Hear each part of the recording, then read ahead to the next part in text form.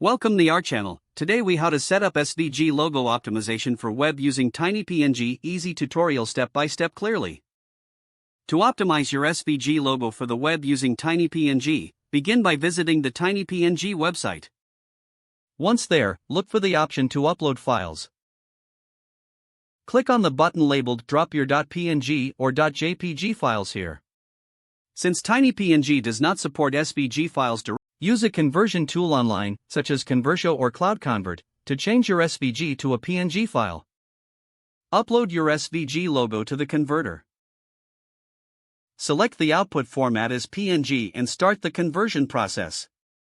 Once the conversion is complete, download the PNG file to your computer. Now, return to the TinyPNG website. Drag and drop your newly created PNG file into the designated area on the TinyPNG page. TinyPNG will automatically begin compressing your file. After the compression is finished, you will see a percentage indicating how much the file size has been reduced. Click the download button to save your optimized PNG logo. If you require the logo in SVG format again, you will have to upload the optimized PNG back into a vectorizing tool. Tools like Vector Magic or AutoTracer can help convert the PNG back to SVG.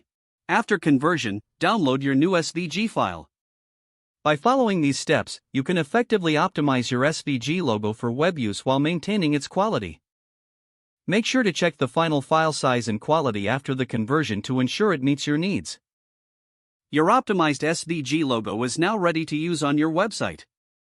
If the page does not load, refresh the browser or try again in a private or incognito window. Make sure you are using the correct email address, then retype it carefully to avoid small typos.